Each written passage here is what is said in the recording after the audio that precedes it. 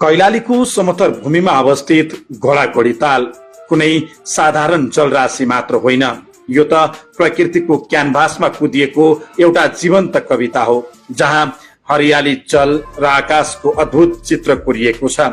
यसको सौन्दर्यतालाई शब्दमा उतार्न खोज्दा मन आफै काव्यात्मक बन्न पुग्दछ। सयौं वर्षदेखि यहाँ मौनताको रात चलेको छ, जसलाई तोड्दै बिहानको पारिलो घामका किरणहरू जब तालको निर्मल जलमाथि पर्छन्, तब सुनका कणहरू छरिए झैं प्रतीत हुन्छ। तालको पानी यति शान्त र स्वच्छ छ कि यसले वरिपरिका अग्ला सालका रुखहरू, नीलो आकाश र उड्दै गरेका चराहरूको प्रतिबिम्बलाई आफ्नो हृदयमा सँगालेर राखेको छ। यहाँको वनस्पतिले ढाकेको किनार जस्तो कि प्रकृतिले आफै हातले बुनेको एउटा हरियो सल होस्। शीतल हावाको एक झोका जब बोटबिरुवाका पातलाई छुँदै बग्दछ, तब एउटा मधुर संगीत उत्पन्न हुन्छ, जसलाई सुन्न पनि चराहरू झुम्न थाल्दछन्।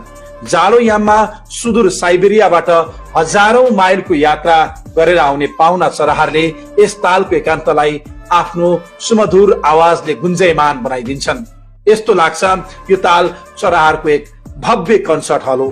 घोडाघोडीको सौन्दर्यलाई यसको किम्बदन्तीले अझ गहिरो र रहस्यमय बनाएको छ। सदियौंदेखि यहाँ डुबेका घोडा र घोडीको प्रेम गाथा आज पनि यहाँको पानीका छालहरूमा सुनिन्छन्। त्यसैले त यो ताल केवल पानीको भण्डार नभई एक पवित्र प्रेमको प्रतीक बनेको छ। ताल किनारमा रहेको मन्दिरमा जब घण्टी बज्छ, तब त्यो आवाज वनको मौनतालाई चिर्दै एक अलौकिक शक्ति र आस्थाको सन्देश फैलाउँछ। त्यसैले त भन्न मन लाग्छ, हाम्रो प्यारो घोडाघोडी, हाम्रो सुन्दर घोडाघोडी, हाम्रो प्यारो घोडाघोडी।